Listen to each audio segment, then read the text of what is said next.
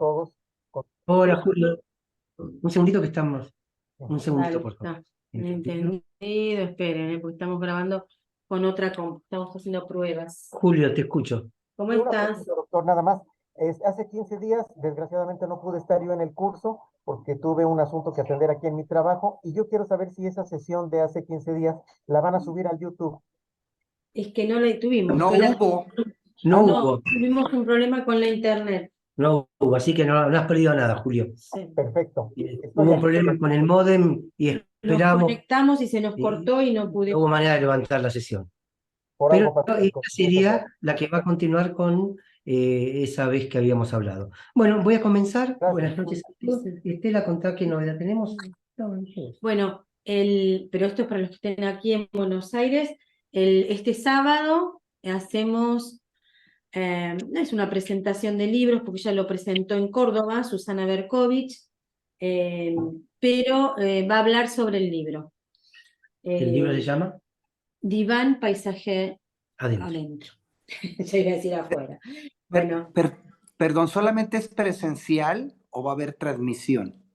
miren, estamos bien. Ustedes saben, nosotros la remamos todo lo que podemos. No tenemos técnico ahora, el técnico que teníamos nos desertó, no está trabajando, no puede, en realidad, y estamos haciendo todo lo posible. De hecho, bueno, Entendido. hemos comprado más cosas. Sí. Tiene que haber una buena Wi-Fi ahí. Es un lugar muy grande que tiene Wi-Fi habitualmente, pero bueno, en París lo podemos hacer. Vamos a intentar Vamos grabar a tratar de hacer lo mismo. para que quede un registro. Ah, bueno, ahí María Mejía dice que ella viene con 5 amigos. ¡Ay, Bueno, María! nos veremos, María. Buenísimo. Qué bueno, hace mil que no nos vemos. Buenísimo. Bueno, comenzamos entre amigos. A mí me gustaría dar como una especie de introducción que va retomando el camino que vamos siguiendo desde hace muchísimos años.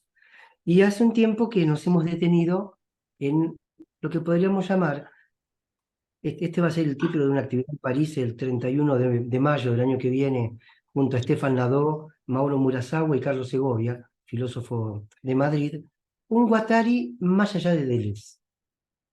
Bueno, perfecto, habría un Guattari antes de Deleuze, habría un Guattari junto a Deleuze, Antiedipo, Mil Mesetas, unos textos más que terminarían con ¿qué es la filosofía? Y efectivamente hay un Guattari después de Deleuze. Yo no afirmaría que es sin Deleuze, porque las marcas quedan. Es decir, ya Guattari queda tomado por las marcas del trabajo en conjunto a Gilles Deleuze. No es el que era antes de haberlo conocido. No, exactamente. ¿Qué es lo que nos pasa cuando atravesamos una experiencia? No salimos igual que como entramos, puesto que si no, no ha habido experiencia. Y de hecho, un psicoanálisis es justamente eso, una experiencia. Es decir, que se entra de una forma y se sale de otra. Si no, no hubo experiencia, si no, no hubo acontecimiento. Bueno, en esta línea, con todo lo que hemos venido leyendo, no es que voy a hacer una síntesis, pero sí una suerte de señalamiento. Ustedes pueden pensar la palabra, imagínense un pizarrón, psicoanálisis, podríamos poner Freud, luego podríamos poner speak análisis abajo, spiritual análisis, podríamos poner a Lush, quizás también Lacan, pero Lacan quedaría entre Freud y Alush, y podríamos poner esquizoanálisis. O sea, nominaciones distintas, no diría de lo mismo, pero quizás que van en la misma línea. Y yo quiero ver si puedo abrir un poco esto. Cuando yo escucho psicoanálisis, necesariamente estoy haciendo referencia a psique, alma, aliento, etc. Pero no sé si ustedes escuchan ahí en psique una suerte de unidad, porque eso luego dará en psicología lo psíquico, el aparato psíquico. Psicoanálisis, análisis sería separar, descomponer, tiene varias acepciones, quizás desmembrar, disociar. Entonces tendríamos que el psicoanálisis pensado por Freud sería un intento de deconstrucción de una cierta unidad. El método todo está preparado para eso. Per vía de Porre, per vía de Levare, tomándolo de Da Vinci. No se trata de un pintor que pone, sino que se trata de un escultor que saca. Ahí ya se puede ver en el trabajo nuestro esa deconstrucción. Ocurre que en el ejemplo que cita Freud de Leonardo, ya la forma está contenida en el bloque. Lo que sacamos sería lo que sobra, pero ya habría una forma. Este es un reparo que vamos a hacer hoy. Subrayamos entonces, saco y queda esa forma. El avance de Alú, yo lo escuché por primera vez hablar de Spiritual Analysis en Córdoba, en la ciudad de Córdoba, en el Teatro de la Comedia. Provocó un gran revuelo, porque la palabra espiritual es muy compleja, porque hablar de ejercicios espirituales es aún todavía más complejo, y había varias objeciones que no tendría mucho sentido hoy que me detenga en ellas. Sí, ejercicios como ejercicios militares, nada que ver con el psicoanálisis, espiritualidad con religiosidad. Pero me parece que Alush lo que quería mostrar allí, es mi interpretación, cada cual tendrá que construir la propia, era retomar una idea de Foucault de una espiritualidad no religiosa. Entonces el espiritual análisis, speak análisis, que viene de ser retomado en Córdoba hace poquito por Georges Rimelenot, en el seminario que dio hace menos de un mes, calculo, ¿no, Estela? Aproximadamente, tiene la dificultad, si se quiere, que lo espiritual, aunque lo colectivicemos, no es lo múltiple. Sería análisis de eso, también separar, disociar, descomponer. Ahora, escuchen ustedes esto. Esquizoanálisis. Propuesta de Guattari para la propuesta de Freud y de Lacan. Crítica, reformula, reforma, pero no abandona del todo la idea, al contrario, a mi modo de ver, la potencia enormemente. Si tomamos la palabra esquizo, podríamos convenir, luego en el debate lo conversamos, separación, escisión, disociación. Y si pensamos esquizo, análisis, sería separar la separación, disociar la disociación. Como que habría una multiplicación de ese trabajo de deconstrucción que llevaría casi a un grado cero, a lo proto, a lo que el mismo Freud llamaba ese tiempo mítico, ¿sí? Proto, hombre, represión primaria. Váyanse orientando para ese lado. Esquizoanálisis sería intentar recoger todo aquello que derrama,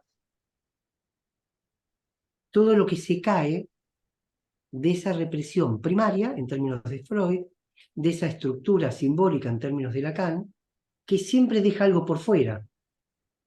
Es decir, habría algo que no puede ser simbolizado, habría algo que no puede ser representado.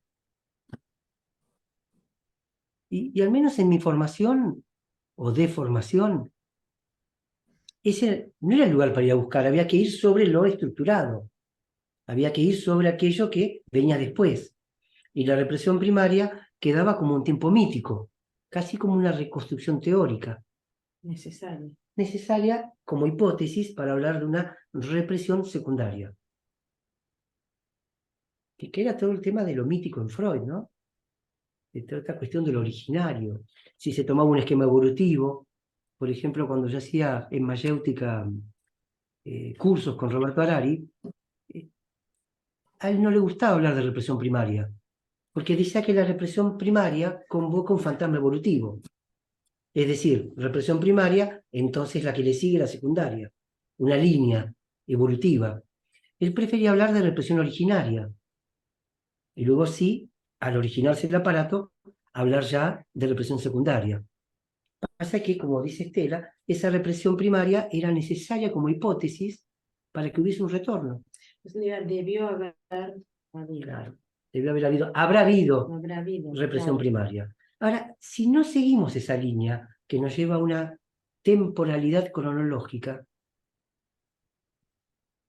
el intento de Guattari, a partir de su experiencia con la locura, es justamente rescatar todo eso que derrama, más allá de lo simbólico, más allá de la estructura, más allá de la representación.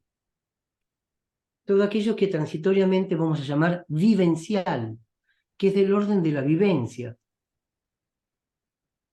Claro, ¿por qué? ¿Por qué es que él puede rescatar esto? Porque trabaja con locos. Porque trabaja con gente que no está vencida, atrapada por la dictadura del significante. Entonces, esquizoanálisis es la propuesta que pretendería, en mi entender, darle lugar, darle cabida a todo aquello que por formación, no solo formación en la universidad, en la vida misma, poco a poco nos vamos metiendo dentro del sistema, poco a poco vamos siendo modelizados y poco a poco vamos siendo normativizados. Y todo eso queda por fuera, va cayendo.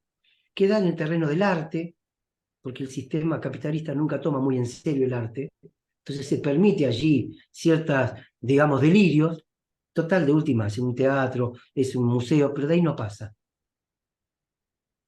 Entonces, todos esos derrames para Félix Guattari, Pierre Félix Guattari, como afirma su primer artículo respecto del signo, que está en castellano, yo hice la traducción, pueden buscarlo en internet y está publicado en una revista Artefactos. Claro, porque ahí es donde comienza Guattari a dar estas vueltitas, años 60 y pico, ¿eh? Es ahí donde va a buscar esos derrames y los va a poner nuevamente dentro y no afuera, ya no como resto. Bueno, la palabra resto me meto en un problema cuando uno habla sin una guía, porque Lacan también dice que el resto es fecundo. O sea, Lacan se da cuenta que hay un resto. Lacan distingue el resto de la escoria. La escoria dice no sirve para nada. El resto es fecundo. Bueno, ese resto, eso que derrama, es lo que venimos haciendo después de tantos años acá en Andamiajes. Darle acogida a esos derrames. Darle introducción, lugar, esas semióticas asignificantes, vivenciales, perceptivas, porque son del orden de la percepción. Y fíjense ustedes que me parece que si vamos a quien nos metió en esto, que tiene nombre y apellido, Sigmund Freud, porque nos metió en esto, porque nos atrapamos en esto, la propuesta de Freud, ¿cuál era? Hable sin pensar.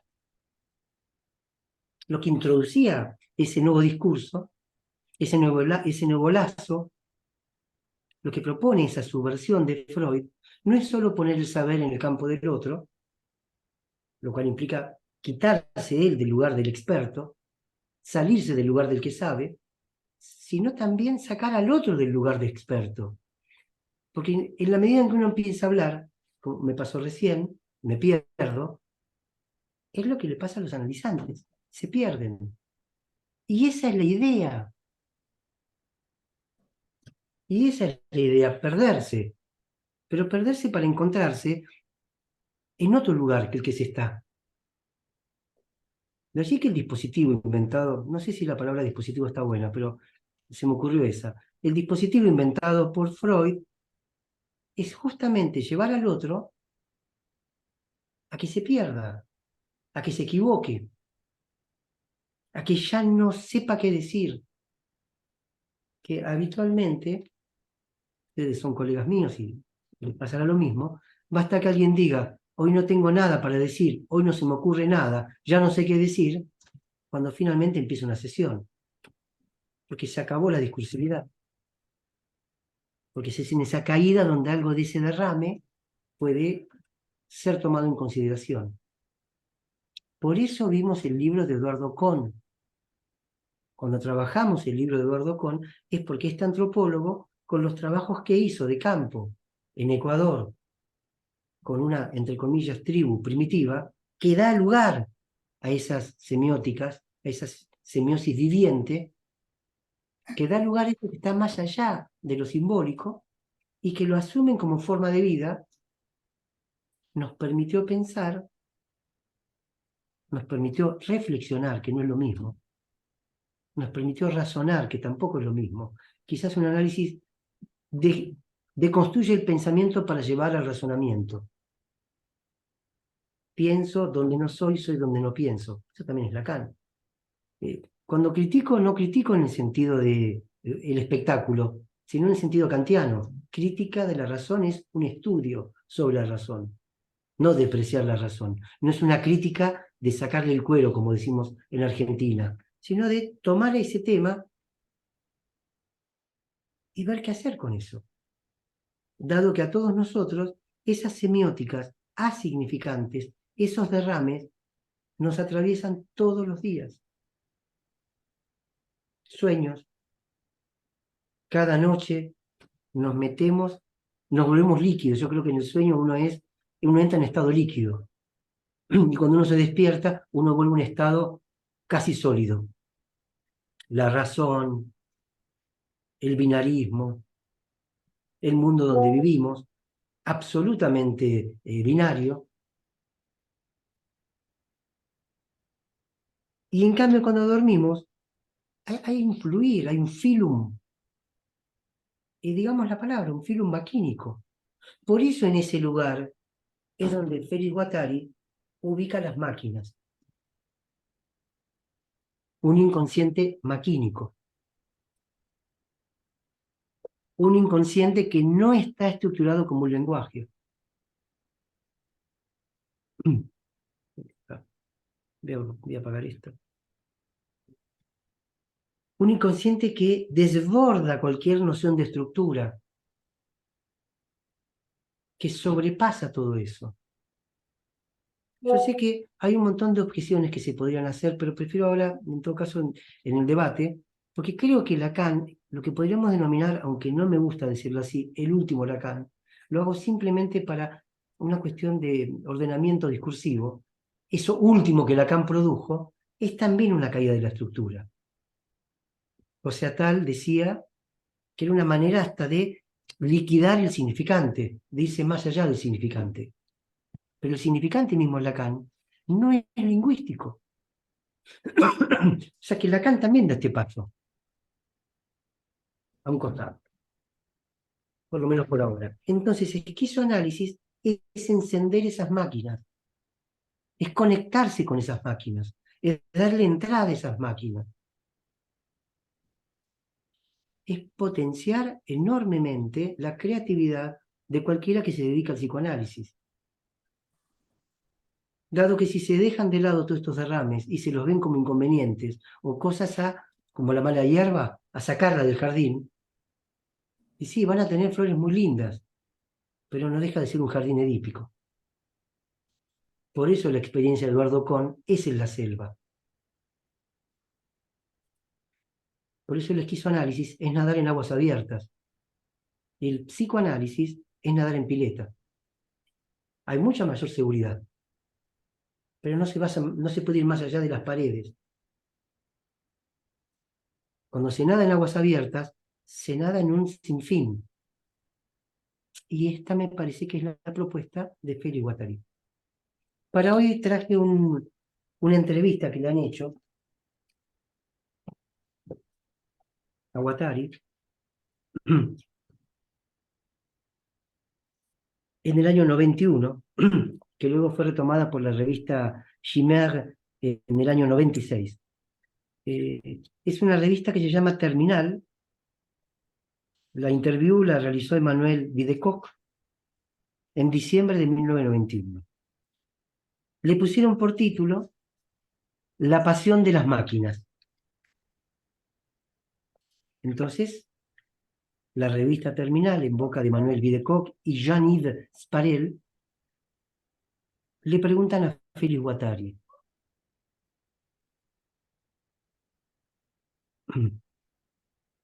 ¿de dónde viene tu interés por las máquinas? Y contesta Félix Guattari: es una pasión que tengo desde niño. desde siempre, una pasión animista. ¿Se acuerdan que, viendo el texto de Kohn y ciertos cruces que habíamos hecho con Philippe Descola, que se me ocurrió decir que hasta las piedras piensan? Bueno, más animismo que eso, pero no es un animismo en un sentido depreciativo, como lamentablemente uno puede llegar a pensar. Si es animista, no es racional y por consiguiente tiene una depreciación desde el punto de vista civilizatorio, puesto que aquellos que son animistas, ya tenemos a alguien más, puesto que aquellos que son animistas no han entrado a la civilización. Los niños son animistas. Dejan de serlo porque después los vamos aplastando. Entonces, fíjense esta respuesta de Guattari. Es una pasión. Los niños son apasionados. De hecho, un chico sin pasión es un chico que está sintomatizado. Algo le está ocurriendo. Un chico que no está interesado por el mundo que le rodea, hay algo que está en problemas allí. Es una pasión de niño, como decía, desde siempre, una pasión animista. En efecto, la descripción de fenómenos biológicos, sociales, económicos, etcétera, en términos de estructura, me parece insuficiente. Siempre me pareció insuficiente. Incluso más allá de las concepciones sistémicas. Tuve que forjar una entidad conceptual que responda no solamente a las relaciones de autorregulación de una estructura de un sistema, sino que también dé cuenta de su relación con el exterior. Esta es la clave, de su relación con el exterior, no algo cerrado, sino algo que se comunica con el exterior, o como a veces dice o distingue Deleuze, distingue también el afuera.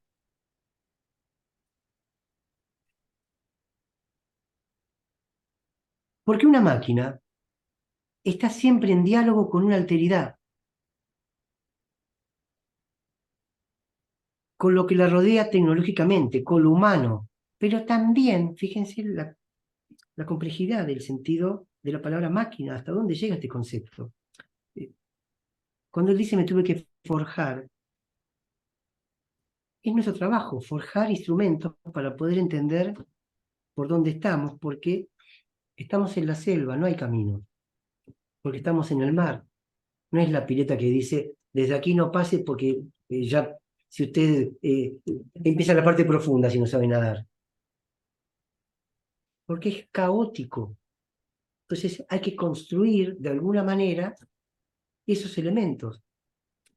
Si ustedes leen qué es la filosofía, el texto último de trabajo conjunto entre Félix Guattari y Gilles Deleuze, justamente dice que la función de un filósofo es construir conceptos que luego los puede descartar.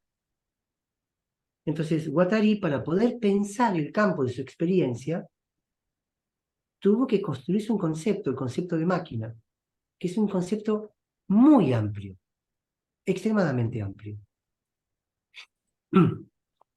Porque la máquina entra siempre en diálogo con una alteridad, con lo que la rodea tecnológicamente, lo humano, pero también esos lazos filogenéticos con las máquinas que la precedieron y aquellas que van a venir, con las que estuvieron y con las que vendrán.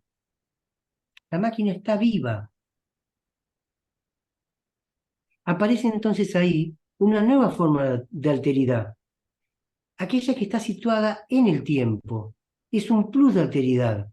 La máquina establece la finitud, porque ella también nace, colapsa, se rompe y se muere.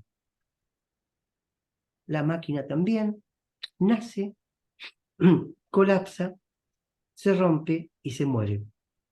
Ustedes pueden ver muchos trabajos de Jean Tinguely, que está citado en Antiedipo, sobre todo al final.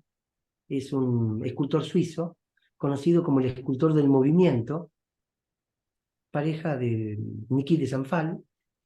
Hemos trabajado en andamiajes bastante de su obra, donde él hace máquinas que se terminan destruyendo, que se terminan rompiendo, que tienen un principio y terminan destruyéndose. Por esta razón, dice, tuve que alargar el concepto de máquina más allá de las máquinas técnicas, más allá de las máquinas biológicas, sociales, urbanas, mega máquinas, lingüísticas, un segundito, teóricas y también máquinas deseantes. Este concepto apunta entonces a la posibilidad de la máquina de abolirse ella misma y devenir una máquina mutante.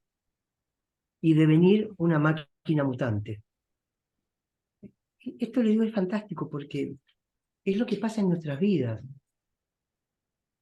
Alguna vez le escuché a Luis decir que la mejor definición que él podía dar de salud mental era poder pasar otra cosa. Que quien puede pasar otra cosa, quien puede mutar, reinventarse, sale de la fijeza, si se quiere, neurótica. El síntoma es una condensación, el síntoma es una metáfora. El síntoma es una detención del movimiento. Cuando el movimiento se reactualiza, cuando uno puede reinventarse, cuando uno puede mutar, cuando uno puede devenir, se acabó el síntoma. Le preguntan entonces, en tu texto, la heterogénesis maquínica, insistís en la idea que la máquina depende siempre de elementos externos para poder existir como tal. ¿Qué relaciones ves entre estructura, reproducción y alteridad? Le responde entonces Guattari, le pregunta filoso. Para comprenderlo, articularé el carácter procesual de la máquina, el proceso. Guattari y Deleuze siempre hablaron del proceso esquizo, no de la esquizofrenia como entidad clínica mórbida. De hecho, en una de las entrevistas que le hace la televisión griega, él dice que no hacen del esquizofrénico un héroe, es el proceso lo que les interesa. Yo no sé qué entienden ustedes por la palabra proceso, pero es como un conjunto de cosas que no pueden no ocurrir. Es un desplazamiento. Es un paso, otro paso, otro paso, otro paso. Son máquinas procesuales, mutantes.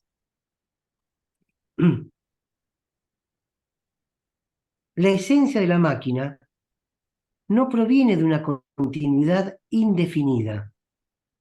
No es que la máquina está para siempre. Esto es muy inteligente de parte de Guattari, porque entonces se corre de cualquier religiosidad. Dios es máquina, pero Dios es una máquina infinita. A nadie se le ocurre pensar que Dios muere, bueno, Nietzsche, Artaud, obviamente, pero tienen que detener esa máquina que si no impide pensar por su infinitud. Son máquinas finitas, nacen y mueren, nacen, se desarrollan, se estropean, se degradan y mutan.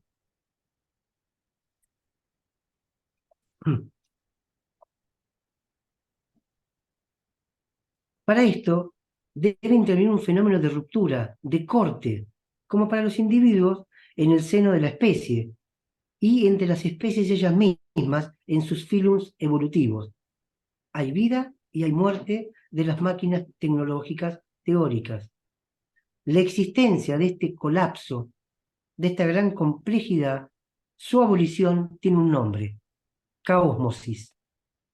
Yo quería llegar a este concepto de caósmosis. Quería poder pensarlo y entenderlo. Tiene un nombre: caósmosis.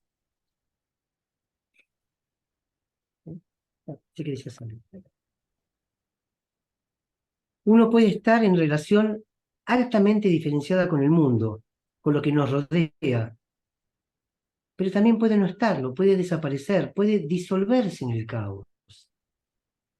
Esta articulación entre los dos elementos el caos y la construcción de algo es lo que le da la entidad a estas máquinas mutantes. Que me adelanto, que somos nosotros mismos. Siempre al riesgo de quedar en disolución completa por el caos, pero sin caos no podemos crear nada. Si tenemos un espacio de creatividad, es justamente por el caos. Una vez fuimos con Estela a una presentación de un libro de Clarice Lispector en el Malva. Y entonces la presentadora decía Clarice Lispector, que ella se protegía del caos con un paraguas, para que el caos no le invada. Pero que de vez en cuando rasgaba el paraguas para que entren pedacitos de caos, rayitos de caos, para poderse inspirar y continuar viviendo. Eso es lo que hace un análisis. Rasga la estructura, la pone en cortocircuito, la lima y entran trozos de caos. Por eso no puede haber un análisis que no transite por la angustia. Pero una angustia en este caso que no es inhibitoria, que sino por el contrario, habría que hablar de una angustia productiva, que lleva al movimiento, y no que por el contrario detiene el movimiento. De allí que cada quien tendrá que ver como cuánto rasga, cuánto es lo que se puede con cada analizante, porque el riesgo de abrir demasiado es que se detenga un análisis. Es como si uno se impusiera, dice, volverse a meter en el caos, para ir más allá de esa complejidad, como si el caos también estuviese acechando permanentemente, virtualmente por la complejidad y recíprocamente.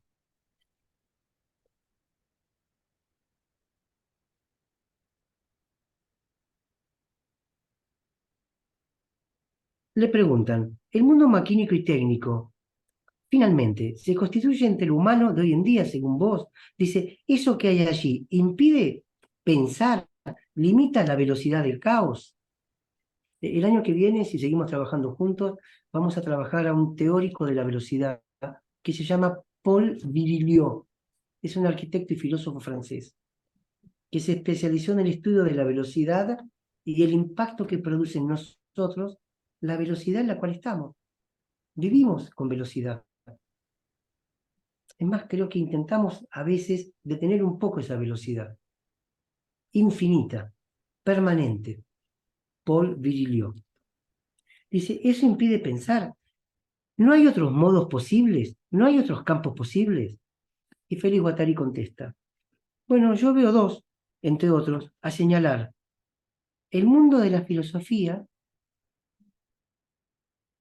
que de una cierta manera construye sus objetos absolutamente en una relación de velocidad infinita, de ruptura infinita con las categorías mundanas.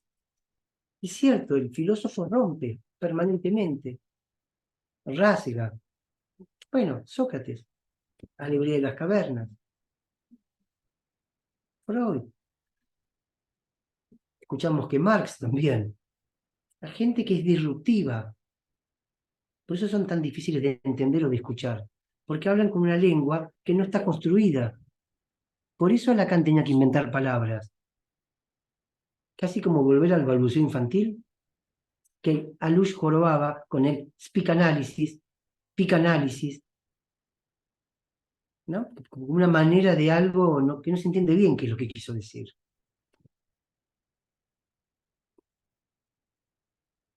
Dice, una vez que se rompe esto, uno entra en una creatividad de conceptos que trabajan la impotencia del infinito. Y luego se entra en un mundo estético, al contrario, a partir de materias sensibles. Se restituye de la filosofía campos con descubrimientos infinitos. Y hay todo ahí un gran camino para trabajar la materia. ¿Y cuál es el campo posible? Le pregunta. El de la creación, el de la creatividad. Es un poco esta utopía de una junción, de juntar, perdón, lo estoy leyendo del francés directo, posible entre factores de creatividad, de la ciencia, de la filosofía, del arte, sociales, económicos, ecológicos, territorializados. ¿Se dan cuenta hasta dónde llega todo esto? La noción de agenciamiento. La noción de agenciamiento incorpora todo esto que estamos conversando. Uno puede aceptar esta oposición dualista como irresistible y definir el destino de la humanidad como si fueran rasgaduras, pulsiones contradictorias, territorios de referencia, o abandonarse a lo dromótico. Aquí dice Paul Virilio, que es el autor que vamos a continuar trabajando más adelante. Para mí la idea de una mecanosfera supone que no es imposible que nazcan nuevos dispositivos que nos permitan vivir estas conjunciones. Sistemas múltiples, heterogéneos, que nos den el gusto de la singularidad, de la finitud, del ser ahí. Y también, ¿por qué no?, dejar los mitos redentores. Acá se refiere al Edipo. Acá está invitándonos a abandonar el mito de Edipo. Que todo el tiempo vuelva a centrar todo en la relación papá y mamá. Que todo el tiempo vuelve al asesinato original. Que todo el tiempo vuelve al miedo. Estamos atrapados por Edipo. Hay una multiplicidad de Edipos por todos lados. Hay Edipos donde se quiera ver, en la escuela, en los gobiernos, en los ejércitos, en los políticos que nos quieren cuidar. No hay político que no nos quiera cuidar. Y así no va. Siempre alguien nos quiere cuidar. Bueno, está atacando esta situación, lo que él llama, que es el capítulo 2 del Anti-Edipo, la sacralización de la familia. Yo no tengo nada con la familia, vivo en familia, pero una familia flexible, no rígida.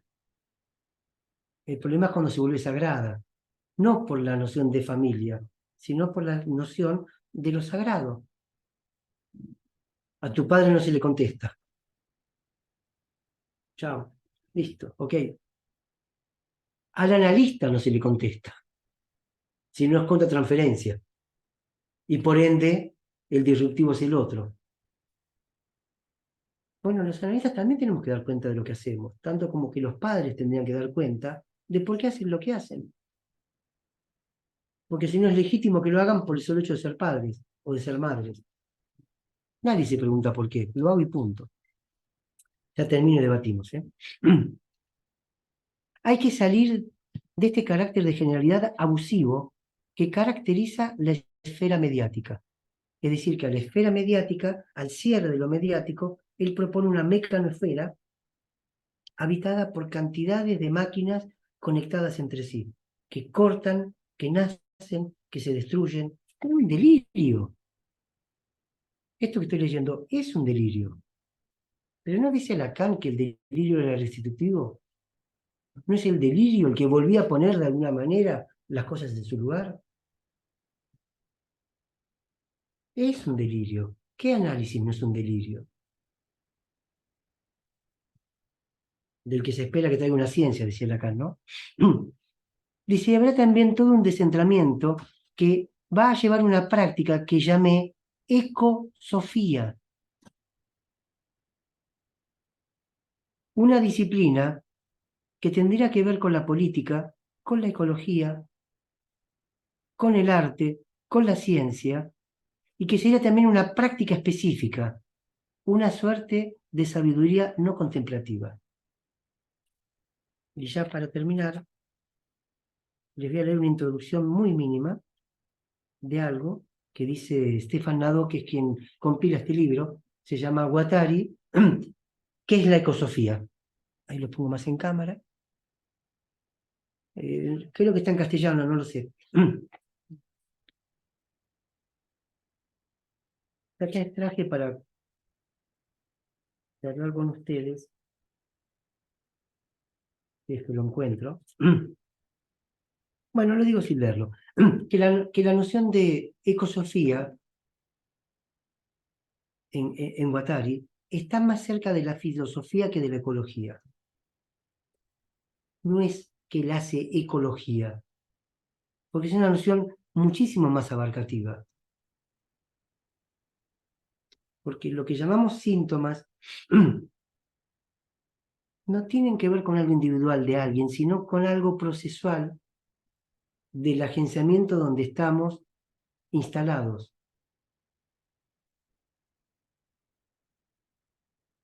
Una manera de estar dentro de un sistema que lo que no nos permite es estar. Y si nos permite estar, no nos permite ser.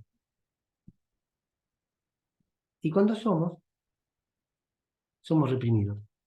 Esta sería toda la propuesta que me pareció interesante poder compartir con ustedes, porque luego de esto se deviene una cierta manera de escuchar, una cierta posibilidad de escuchar, una cierta apertura. Llegar a pensar esta ecosofía como que algo también tenemos que decir. O si se quiere, algo podemos decir de esto. Por eso, y termino con esto y pasamos a conversar, me parecía que precisar esquizoanálisis como aquello que potencia la disociación, la multiplicación, le da un sentido enorme a lo que estamos haciendo. Si no, no hubiéramos podido leer el texto de Vincent Desprez, no hubiéramos podido pensar que hay algo del orden de lo muerto que sigue vivo. Nos hubiéramos quedado con las categorías que ya están aceptadas. La división vida-muerte, ese binarismo, la biología, capacidad de reproducción para adelante, y nunca se nos hubiera ocurrido decir que una piedra piensa, o que se puede hablar con un muerto. Bueno, en esta apertura, en estos derrames, con estas lecturas, encontramos una legitimidad que si no, no tendríamos. Creo que se me ocurre ahora que este es mi homenaje a Guattari, ya que están todo el mundo haciendo homenaje a Guattari, porque es realmente lo que logra precisar, rescatar los derrames. A nosotros nos formaban diciéndonos, la represión primaria no se toca. ¿Por qué? Porque era la roca de la castración. De ahí no se puede pasar. Lo que nos interesa es lo que pasa de la represión secundaria para adelante, porque es ahí donde hay un retorno a lo reprimido, porque ahí está el síntoma. ¿Y por qué ahí está el Edipo? ¿Cuántos análisis han infertilizado justamente por no poder salir de la trampa edípica? O por dejar de coté, por dejar de lado todos esos derrames. Derrames que son perceptivos, la percepción es un ejercicio de vitalidad. Bueno, donde el esquema del peine pone el polo perceptivo. Y el yo, en cambio, es un ejercicio de síntesis. Bueno, abrir el yo, meterle un poquito de caos, esto que alguna vez decía Lush, dejar caer a los niños, o sea, descuidar a los niños para que puedan ser. Con todo el problema que yo sé que esto trae según cómo se lo escuche, ¿no? Los mismos de Deleuze y Guattari ponen sus reparos. En Antiedipo dicen, miren que mañana se levantan de nuevo. Hay que guardar algo para mañana y continuar. Entonces, final de hoy, esquizoanálisis, disociación, separación de la separación. Ejemplo extremo de donde el psicoanálisis puede llegar, dado que para Deleuze y Guattari el psicoanálisis, dicen, fue como la Revolución Rusa. Fracasó. Bueno, los escucho a ustedes, o a Estela, o a quien quiera decir algo, ¿no?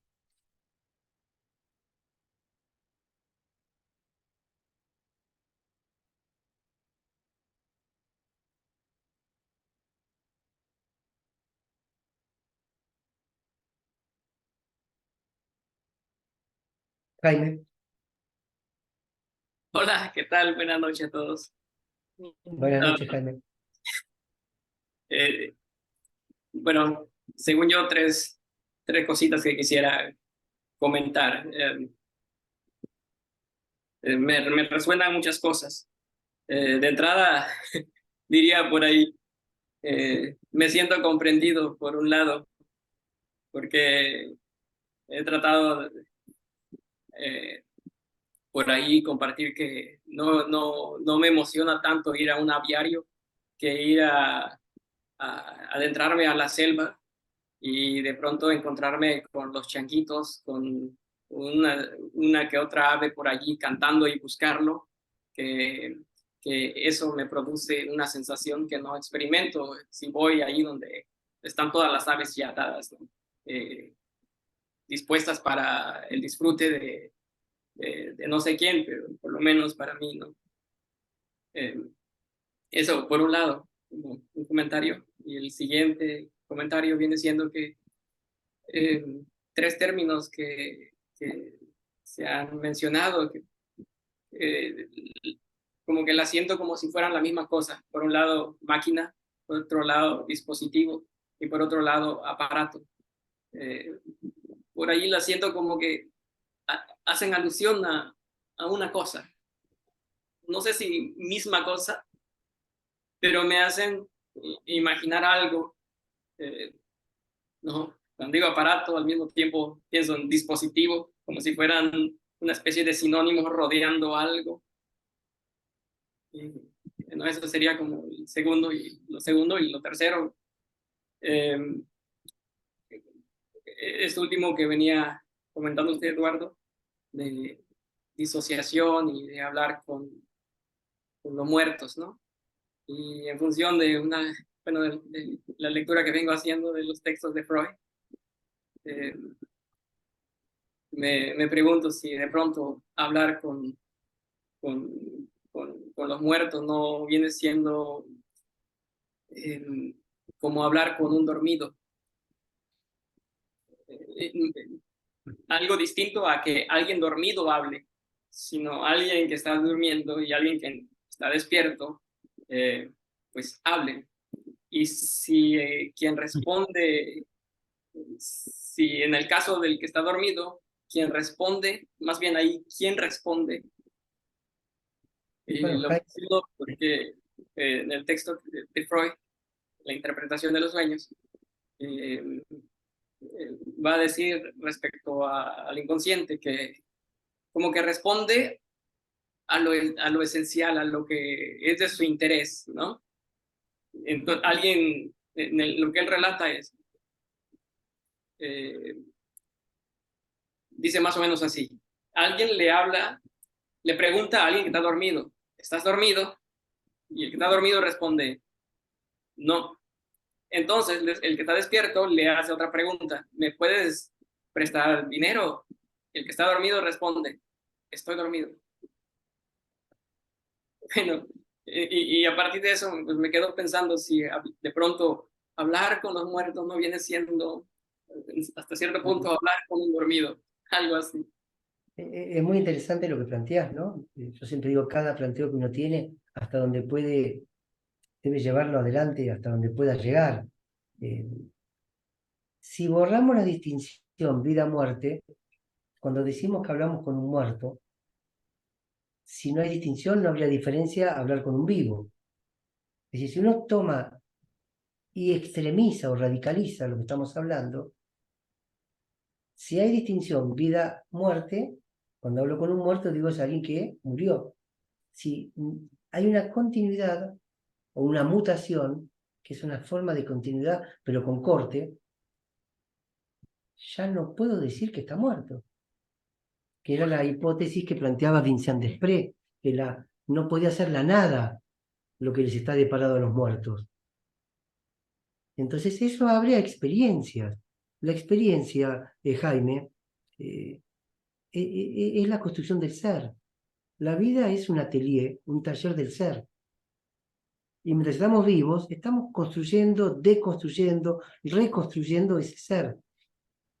Pasa que con esta vueltita que damos, es un ser que está como máquina conectado con alteridades.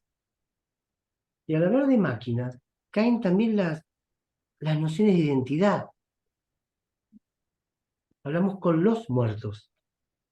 Hablamos tanto como hablamos con las aves. Aquí no le ponemos un nombre, se lo puede hacer, pero uno encuentra que que habla con un conjunto, no, tampoco me gusta el conjunto, con una multiplicidad, que nos conectamos con eso, pero de igual a igual. Esto cambia mucho el estar en el mundo, porque entonces hasta un mosquito me da cosa matarlo. Cada uno de nosotros, después de estas lecturas, reformulamos la relación acá está mi gata acá abajo, no sé si se ve, con los animales. ¿Por qué pensamos que somos más? Porque en eso que hablamos de estructura están las jerarquizaciones, en los derrames que les proponía, cuando vos vas a la selva y ves las aves que vuelan, hay una transversalidad. Vos no sos el inteligente y el animal es el bárbaro. Es una transversalidad, es una semiosis viviente que potencia enormemente el existir. Yo mismo hablaba de ese sentimiento oceánico. Esas conexiones, la percepción construye, parezco que estuviera hablando de Merleau-Ponty, pero también está presente en Merleau-Ponty, en esa fenomenología de la percepción. La percepción construye, una cosa increíble, no percibimos, no percibe el mundo. Así que bueno, gracias por tu comentario, como siempre, Jaime, y a reflexionar y pensar para futuros andamiajes, ¿no? De poder comunicar y conversar estas cosas. Tenemos Alicia.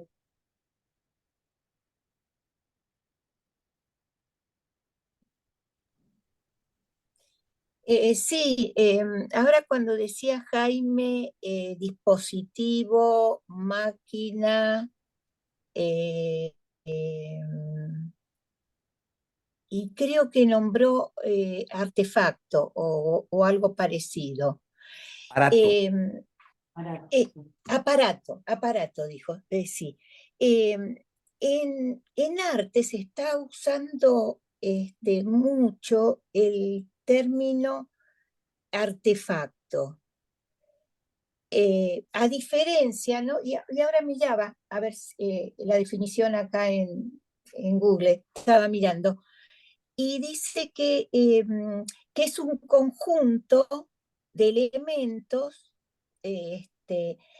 pero que no están definidos, a diferencia de la máquina y del dispositivo. Dice que es como si estuviera ya pautado, y me parece como más lindo el tema, más lindo, más apropiado lo de artefacto. El artefacto fue muy debatida, por ejemplo, en la escuela, por eso la revista se llama Artefacto. Justamente ese Ajá, nombre. Ocurre, me sí, parece, Alicia, que lo que vos lees de máquina refiere a máquinas mecánicas. Y la sí, máquina en sí. Guattari no es mecánica, es abstracta. Claro, esto también. A mí me cuesta, por ejemplo, esquizoanálisis. Si bien psicoanálisis, sacarlo de la psicología, sacarlo del alma, de la psiquis, De lo pero uno, de lo sí, cerrado. pero esquizo me vuelve, se me ata a psicopatología, a esquizofrenia. Entonces, es ahí que no no me resulta, no termino Sí, de tenerlo, ¿no? entiendo que las palabras tienen todas una hipoteca a partir de Sí, cierta fecha, ¿no? Pero la palabra sí, esquizo existe mucho antes de la psicopatología. No una palabra que inventó la psicopatología. La palabra esquizo claro. simplemente quiere decir escisión. Sí, claro, claro. Y es una palabra que Por viene eso es esquizo que no diferencia la realidad No, bueno, no va para no ese lado. diferencia, Claro, no no va va por para ese eso. lado. No, Y va lo mismo me parece no que a mí para me ayuda, responderte. Alicia, para sí, responderte. va para el lado de una maquinita que es imposible de domesticar. Esos derrames, esos desplazamientos, eso que el texto de Foucault, Los Anormales, por ejemplo, el Sí, tenedor ¿y por torcido, qué derrame? ¿Por qué Eduardo derrame? Porque ahí parece que se disuelve, ¿no? El derrame, porque sí, no, para no eso es mismo, resto, o vos para decías eso que no mismo, querías decir resto, pero claro, para el eso mismo, derrame para que se ese, disuelva, sí, para que se transforme, porque es casi un sentido líquido. Entonces, los derrames de todo aquello que el significante no puede morder, porque Lacan llamaba lo ujú, real, que decía que volvía al ujú, mismo lugar. Bueno, se me ocurrió llamarlo derrames por una lectura que alguna vez hice de Deleuze, porque escapan, porque me imagino el agua que se escapa entre las manos, sí, eso que se escapa entre las manos, eso que cae, me parece, no quiero decir de una esencia, pero me parece algo a rescatar, a reincorporar, sí, algo a... o también cuando decís eso, parece que se derrama y que no, y que se resiste, que no lo podemos tomar. Y claro, ese es el límite. Por eso me parece que Claro. en los sueños algo de eso aparece, donde uno Mm, toma noción de esos derrames, sueños que a veces uno siente y se levanta conmocionado por un sueño. mm, Y a veces son increíbles, porque yo digo sueños de avión, soñaste, no sé, 10 minutos, pero a veces con una contundencia brutal, mm, brutal. Pero claro, se va a seguir derramando, no es que Guattari dice, los tomamos con esto, pero ujú, es el derrame del derrame del derrame. Y ahí está ujú, esa ujú, claridad. Pero sí, Alicia, no es cosas que intuitivamente uno capta tan fácil, ¿eh? Porque mm, además mm. estamos modelizados por años y años de psicoanálisis, de Sí, sí. psique, Mm, mm, vos misma decís, psicopatología. Sí, Alicia, pero Freud hablaba de la psicopatología de la vida cotidiana. mm, Y eso es un ujú, oxímoron, porque si es de la vida cotidiana, entonces no hay psicopatología, ujú. porque la hay de la vida Sí, y lo, cotidiana. mm, mm. Te propongo algo para escucharnos y te damos una vueltita más, ¿te parece? Sí, sí, sí. Sí, quería Dale. después comentar algo Después sobre volvemos, hacemos una ejercicio ronda, porque espiritual. estoy viendo Silvia y Marco Antonio. Silvia y Marco Antonio. Primero Silvia levantó la mano. Hacemos una carecita. Hola, buenas noches. Hola. Bueno, quería compartir un pedacito del texto Caosmosis que me parece que viene como por ahí a lo mejor a ayudarnos a... Es que es bastante complicado, es bastante complejo leer a Guattari, ¿no? Sí, Pero bueno, sí. a mí me pareció como Silvia, que sí, sí, perdón, sí, no se puede leer. no, En una entrevista, Guattari propone leer a Lacan como se mira televisión. Porque él dice que cuando uno mira televisión, uno lo mira sin querer entender, simplemente miro. Entonces él propone leer a Lacan como cuando uno mira televisión. Y yo propongo leer a Guattari como cuando uno mira televisión. sí, sí. Si no Bueno, es yo, así. digamos, voy avanzando y bueno, por supuesto me voy a otras lecturas, pero sí es muy difícil hacer algo, o sea, quedarse con como que, bueno, es como caótica la manera también, ¿no? De esta misma forma. Pero hay un párrafo que a mí me gustó mucho, que me parece que puede ayudarnos a pensar algo de esto que se estaba diciendo, y además que me gustó mucho porque él pone un ejemplo de una intervención analítica, que a mí me pareció muy linda, muy brillante, me pareció muy buena. Les leo. Dice, hace mucho tiempo que renuncié al dualismo consciente-inconsciente de las tópicas freudianas y a todas las oposiciones maniqueístas correlativas de la triangulación edípica y del complejo de castración. Opté por un inconsciente que superpone múltiples estratos de subjetivaciones, estratos heterogéneos de extensión y consistencia variables. Inconsciente, pues, más esquizo, liberado de las sujeciones familiaristas más vuelto hacia praxis actuales que hacia fijaciones y regresiones sobre el pasado, inconsciente de flujos y máquinas abstractas más que inconscientes de estructura y lenguaje. Sin embargo, no atribuyo a mis cartografías esquizoanalíticas el carácter de teorías científicas. Tomemos un ejemplo simple. Un paciente que durante la cura permanece bloqueado en sus problemas, dando vuelta en redondo, atascado en un punto muerto. Un día dice, sin darle demasiada importancia, pensé en retomar cursos de manejo de automóviles, pues hace años que no manejo. O bien, tengo ganas de aprender procesamiento de texto. Para una concepción tradicional del análisis, este tipo de verbalización puede seguir pasando inadvertido.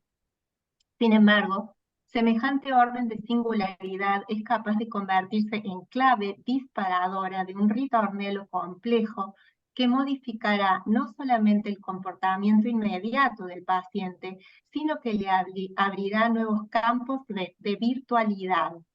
La reanudación del contacto con personas a las que había perdido de vista, la posibilidad de restablecer antiguos paisajes, de reconquistar una seguridad neurológica.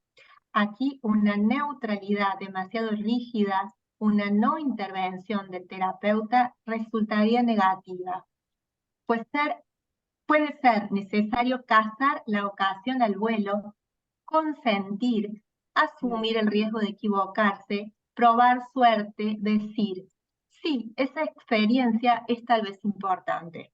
Tratar el acontecimiento como portador eventual de una nueva constelación de universos de referencia.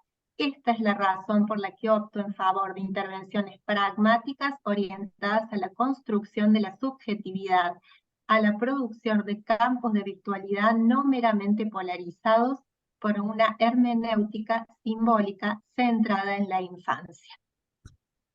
Es fantástico, yo tengo trabajado ese texto. Y tocaste el punto justo, porque vos fíjate que él está hablando de intervenciones en lugar de frustrar la demanda. Él está hablando de un modo de práctica que saca al analista del lugar del muerto.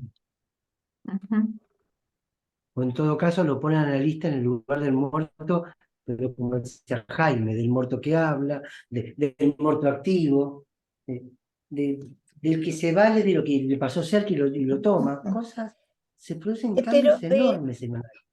Pero la intervención no es una cuestión por su efecto y no de antemano, porque Bueno, está bien tu yo punto. entendí, Acá sería de parece antemano. de antemano. Acá Y es de no sé antemano. por qué. Incluso Alicia, en Lacan también está esto, ¿eh?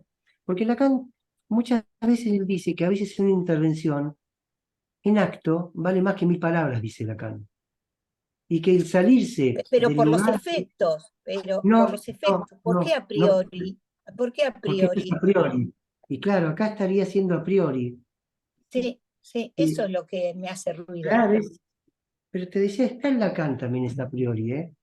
Donde Lacan dice salirse de esa neutralidad para una intervención calculada, es poner un poco de uno.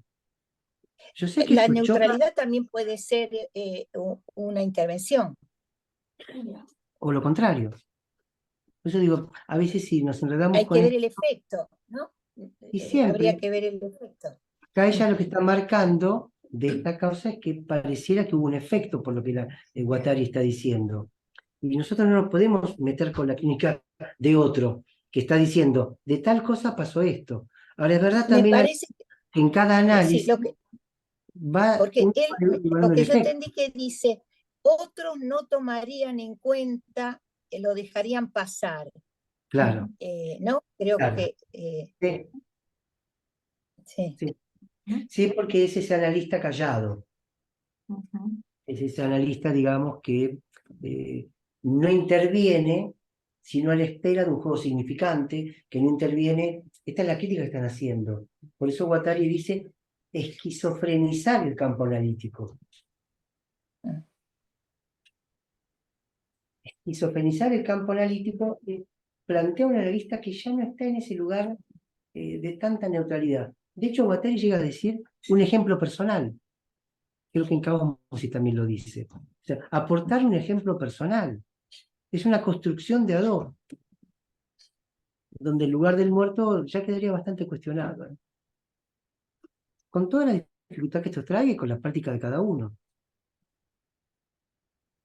¿Algo Sí, más, me Silvia? parece, perdón, Eduardo, es que es muy interesante esto que habla de, la construcción de subjetividad, es decir, como esto de abrir, que el paciente está hablando de voy a hacer esto, ¿no? Y abrir ese campo nuevo de circulación en donde entra en contacto con otros mundos, con otra gente, ¿no? Eh, Sigue produciendo subjetividad, es decir, como que la subjetividad no es algo ya construido Ahí en la sí tenemos infancia, y claro, ya ahí sí tenemos que distinguir, me parece, a Lacan de los lacanianos, a Freud de los freudianos. Freud no dudó en darle plata a un paciente, en invitarlo a que coma un bife, en ir a pasear con un paciente. Lacan no dudó en ir con una paciente que se le había muerto su ex analista y llevarlo con su Renault al cementerio. Y eso no está por fuera de ese campo de lo que está diciendo Guattari allí. Porque no toda intervención busca un efecto. Es al revés. Nos damos cuenta precup de que ha habido un efecto. Pero si estamos en cada intervención buscando un efecto, y se vuelve una paranoia dirigida. Ese es el gran problema. El trabajar cómodos, tranquilos, abre a estas cosas, a cazar al vuelo, como dice Guattari, tal cosa, y producir esa construcción de la subjetividad. A mí me parece fantástico el texto que traes, que lo vamos a trabajar también el año que viene, porque es un texto que merece que nos detengamos. Bueno, te propongo, Silvia, darle lugar a Marco Antonio Y, Omar. y después Omar. Hola, buenas noches. Hola, Marco. Mira, ahorita que hablaba Silvia de esas nuevas formas de subjetividad, justamente en Caosmosis habla de el favorecer esas nuevas formas de subjetivación. Y la pregunta era, ¿es el último libro que él escribe antes de morir? Ah, no sé, tengo dudas. Hay dos, ¿no? Tengo dudas. No sé si no hay uno más, pero lo agregamos para la próxima. A mí me llamó la atención porque estoy sorprendido por la visión que tiene en ese momento de lo que habría de acontecer y de lo que estamos viviendo, de esto con estas guerras religiosas y de lo que está pasando en Argentina. Recuerdo ahorita que se hablaba de nuevas formas de subjetivación, cómo eso lo favorecían o daban lugar a ello en el Hospital Laborde, cuando la gente que se dedicaba a la agricultura de pronto podían ubicarla haciendo arte, pintura, interesado por el cine, y al intelectual pues llevándolo a la cocina, al club hípico. Entonces esto de favorecer el cine, el teatro como una situación crítica, me, me llamó mucho la atención porque como justamente recién hay una declaración de Milei de que cerraría el Instituto de Cultura y Artes de Argentina, justamente a propósito de las películas que se estaban presentando por Argentina en el Festival de San Sebastián. Entonces, ¿cómo a esta persona se le ocurre decir que va a cerrar ese instituto? Se promueve el cine como una forma de hacer crítica. Eso me llamó la atención porque justamente en Caosmosis habla de este resurgimiento del ultraconservadurismo. Y bueno, por eso me llamó la atención el Lo que ubicás del arte, más allá pues, de lo que nos está pasando en Argentina, es parte de esos agenciamientos y de esas maquinarias que se ponen en acto. Sí. Por eso es que después pasamos películas de Buster Keaton, El Navegante y un montón de cosas que fuimos armando, pero no como un ejercicio de psicoanálisis aplicado, Claro. que no es la idea, sino para poder entender, para poder ser, más que entender, para poder percibir, para poder sentir el impacto de eso. Yo diría hasta captar algo de esos derrames de lo que se hablaba Sí, que me sí, parece sí. Decía, el impacto de eso, que si no, justamente pierde. pero como ante eso imposible de decir, algo hace acto y tiene que ver con ese derrame que uno está atento cuando eso que hace acto uno lo pueda... es como cuando pensé, cuando todavía la leche se ponía a hervir y que se derramaba, salvar eso que se está derramando. Exacto, esa es la idea. Ese es el Sí, comentario. la Gracias. cerveza cuando se saca la espuma y cae y se pierde, bueno, rescatar eso también porque también es cerveza. Claro. Bueno, gracias, Marco. Saludito a México. Omar, a Querétaro. Sí, no, estoy en Saltillo.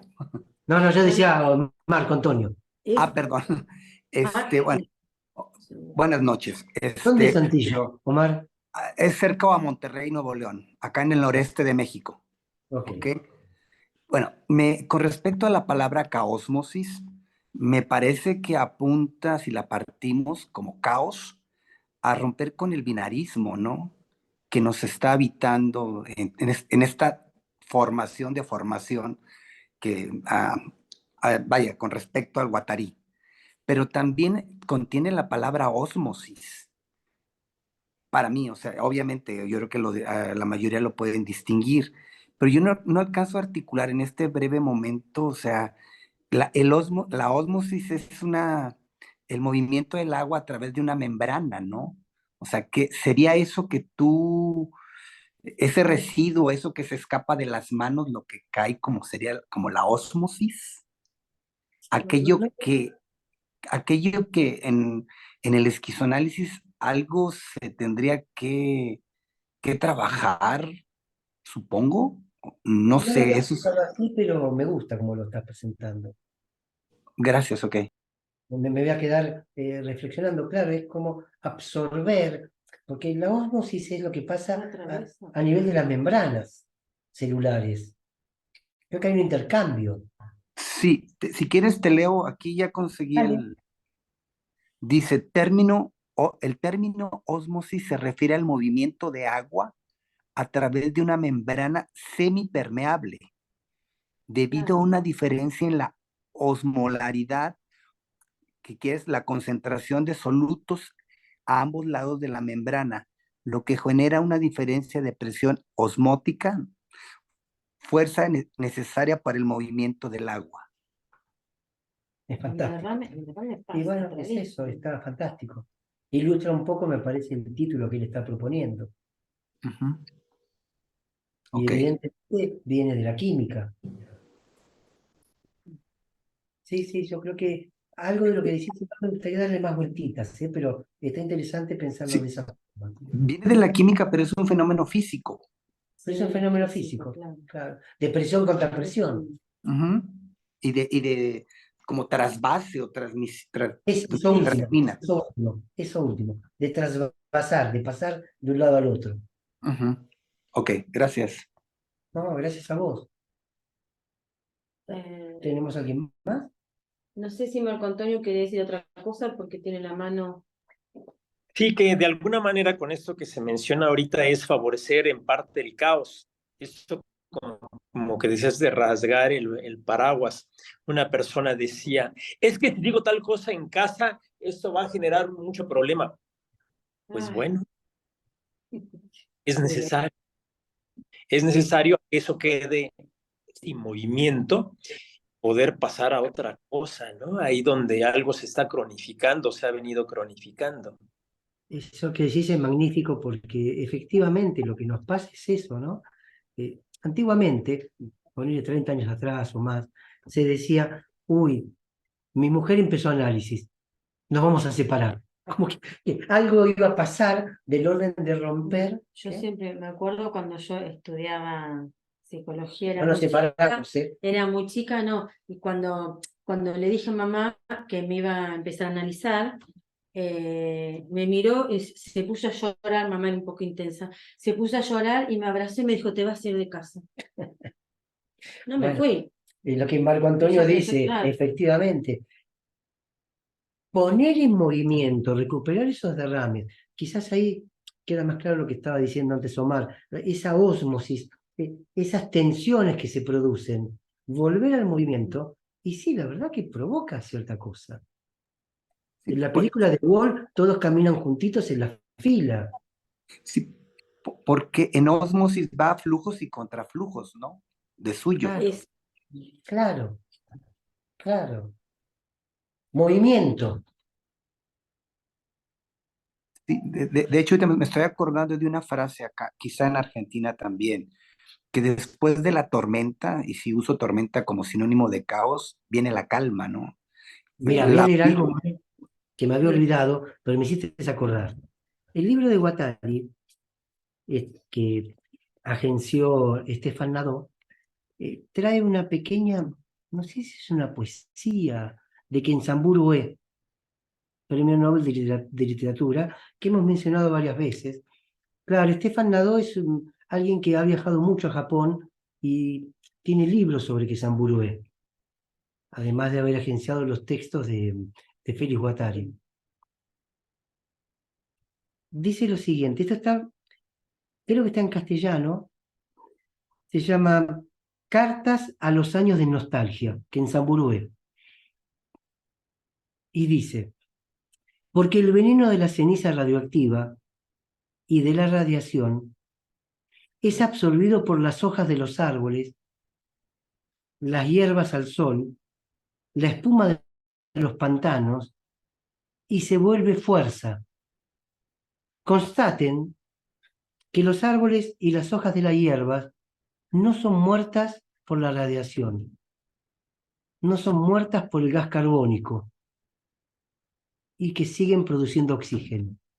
A mí me pareció de transformar la muerte en vida, de transformar lo negativo en positivo, de que esas plantas sigan, aún a pesar de la catástrofe radioactiva. Y recordemos que Japón vivió 2 bombas atómicas, pero además vivió Fukushima, 3 episodios atómicos, que es el libro que hizo Stefan Nadó, Los Japón de Kenzaburo Ué, marcados por esta bomba atómica, accidente. Y luego la relación de Kenzaburo Ué con su abuela. Lo dejamos para otro día porque si no se alargaría tanto y yo estoy cansado ya.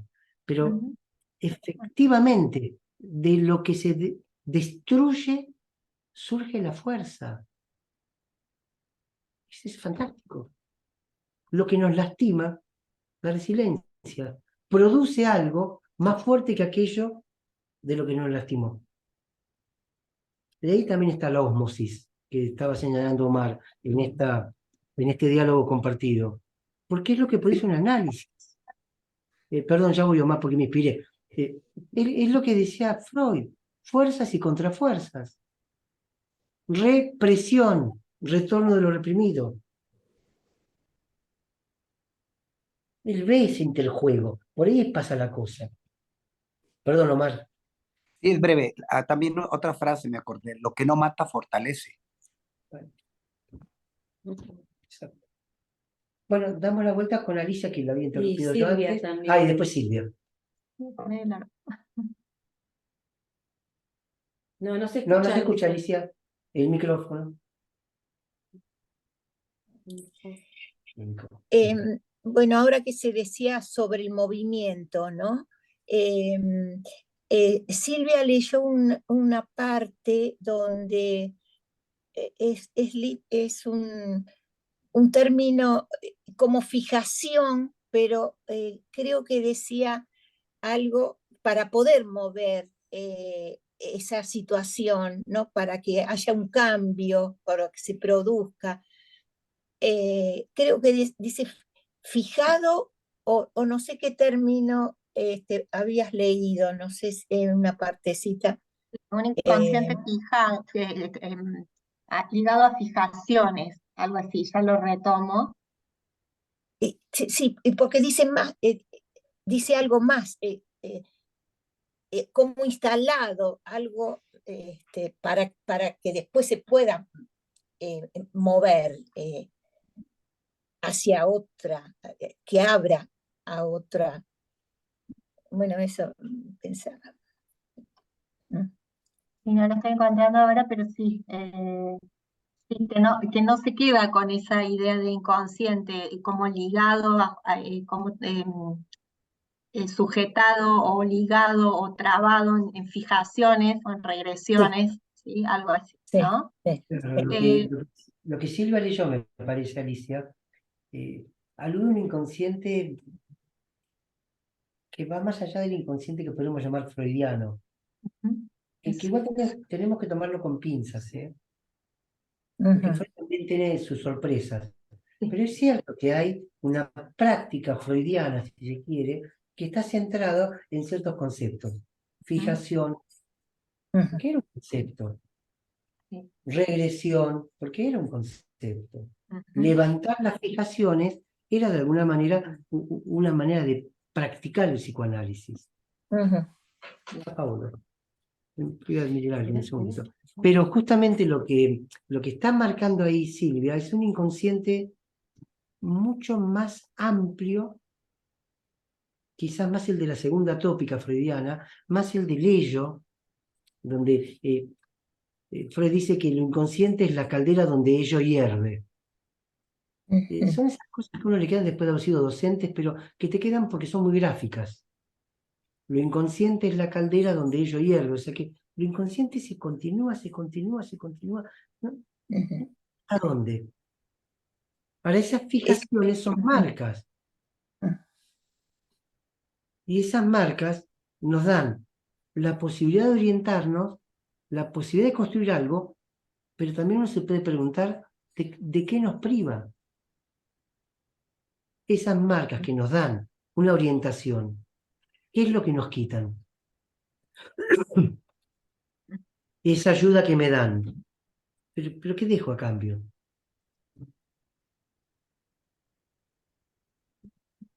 ¿Cuál es el pago de eso? Es a pensar, ¿no? No podemos vivir sin un padre, pero por un padre no podemos vivir.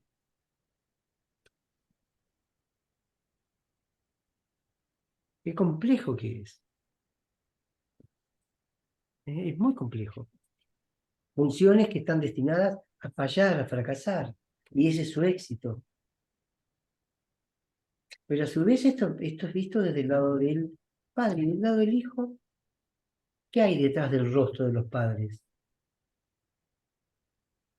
Yo les puedo responder. Violencia, la violencia del mundo. ¿Cómo está construido el mundo? Este es un mundo que siempre ha estado en guerra. Nunca dejó de estar en guerra. Detrás del rostro de papá, de mamá, las experiencias de Speed, René Speed me refiero, ¿no? La angustia del octavo mes, la sonrisa social, estadio del espejo, lo que vimos hace poquito acá en el andamiaje de la rostridad. Pero ¿qué hay detrás de los rostros? ¿Se acuerdan que tomábamos de Ulises? Nadie. Nadie hay. Nada hay. Y esa es la violencia. Por eso muchas veces los hijos confunden la violencia con los padres, porque son los que están allí. Pero la violencia verdadera es de un sistema que es muy violento, absolutamente violento. El sistema capitalista, como estaba diciendo antes Marco Antonio, es un sistema que está construido a partir de la violencia. Por eso Freud va a buscar la tragedia edípica, Sófocles, un hijo que mata al padre. Pero antes el padre lo quiso matar a él. Pero antes el abuelo violó a alguien. La mácula. Cuando leía que Guattari quiere correrse de esta sociedad edipizada, es un poco lo que Silvia nos leyó. Salir de esas fijaciones, de esas marcas. Y no es fácil, ¿eh? No es fácil, pero hay que decirlo. En el inconsciente no hay papá y mamá. El inconsciente es huérfano. Papá y mamá son cosas que vienen por la sociedad. Cuando Foucault estaba en Brasil y se le ocurrió decir que la madre no era un objeto tan importante para un hijo, y tuvo una resistencia enorme de los psicoanalistas argentinos que estaban allí, sobre todo los argentinos. ¿Cómo que la madre no es importante? Es importante, dice él, pero hay un montón de otras cosas importantes para un chico que no pasan por la madre. La verdad que decir que el inconsciente es huérfano, que hay orfandad en lo inconsciente, es muy fuerte. Para una cultura patriarcal, donde hay un padre y una madre como la célula que construye. Es decir, son cosas que son fuertes y difíciles de entender. Pero me parece que si el analista no está unos pasitos más metido en esto, ¿cómo puede escuchar a alguien que esté metido en el mismo punto donde está fijado el analista? En el otro sexo hay una llamadita a pie de página de Alush, texto de Alush, el otro sexo, donde él dice que hay que estudiar el clavo que une las dos maderas de la cruz. Que habría que pensar que ese clavo que mantiene a la cruz, y yo creo que ese clavo nos tiene clavados, y él dice, no se ha considerado suficientemente ese clavo, Jan Alush, el otro sexo, llamada a pie de página, que es lo que está leyendo Silvia en Caosmosis. Si vos sacás el clavo, lo que vos tenés es caos. Artod, si Dios se muere, ¿qué te queda? Y esa es la experiencia. Me parece que un psicoanálisis no puede no ir por ese lado. Pero está en cada uno hasta dónde llega, hasta dónde se puede o puede uno. Los propios límites de uno respecto de esto. Guattari es alguien que muere porque no va al médico. Guattari muere en la clínica Laborde porque no quiso ir al médico, teniendo problemas cardíacos. Bueno, en su ley, en su manera de pensar. Desde el punto de vista, si queremos, de los valores cristianos, religiosos, el psicoanálisis, ¿dónde lo ponemos?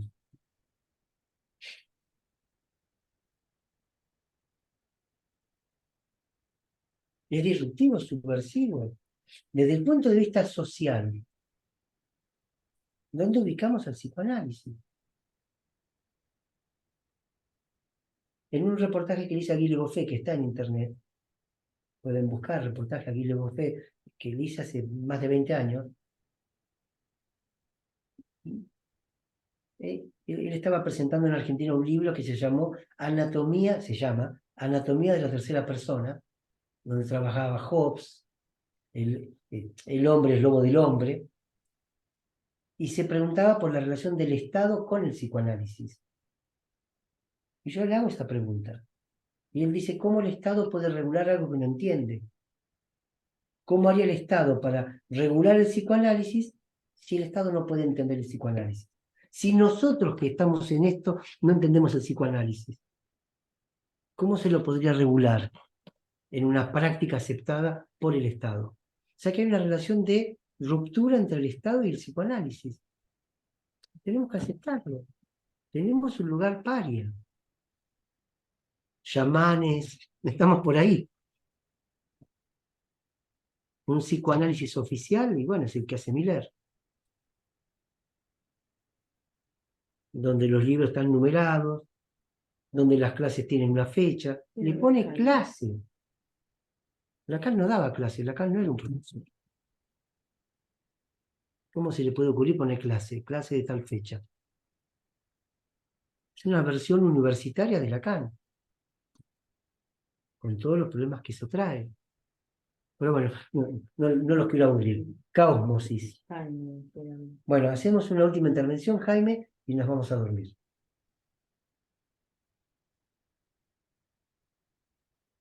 Tu micrófono, Jaime, ¿eh? Ok, listo. Y ahorita que se estaba mencionando esto de padre, madre, pensaba por un lado la cuestión de la imagen y por otro lado la cuestión de la función, donde función no es igual a imagen. Y en tanto función, por decir función materna o de maternar, desde ese punto, hasta un robot podría hacerlo. ¿Y por qué no un animal? Los niños ferales, criados por lobos. Desde allí parece que función apertura algo más que imagen. Quería comentar eso. Bueno, gracias, nos quedan muchas cosas para pensar. Hay un libro que escribe René Gerer y Guy Ockenham, que son de la banda de Félix Guattari, Foucault, Deleuze, que se llama Coir. Yo no sé si está en castellano, pero le dedica un capítulo a chicos criados por animales recuperados posteriormente, que sorprendentemente vivieron en la selva, a la intemperie. Cosa que es imposible de pensar, que un chico de 5, 6, 7 años pudiese llegar a vivir en la selva. Bueno, pues pero vivieron. Y una de ellas había desarrollado como esas almohadillas que tienen a veces los animales en las plantas, en los codos. O sea, posibilidades de la biología impensadas para nosotros. Lo que muestra lo que ya decía Albert Camus, que metemos en la biología cosas artificiales y las volvemos biológicas. O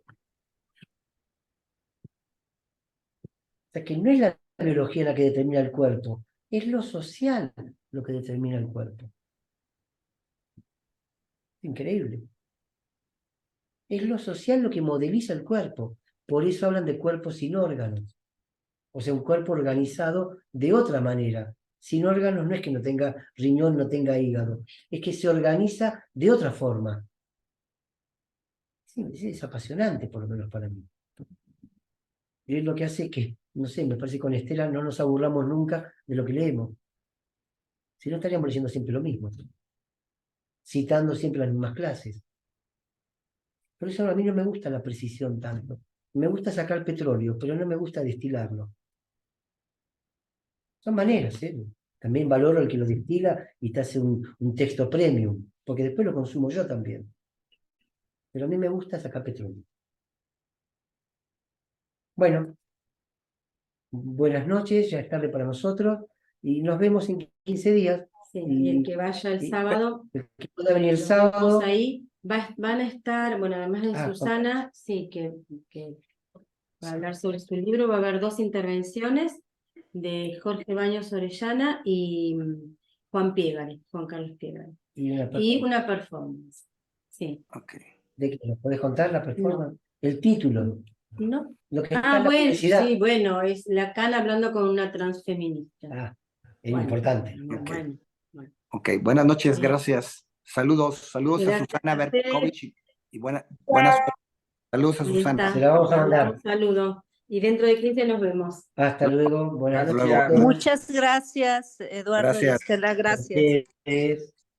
Chao, chao.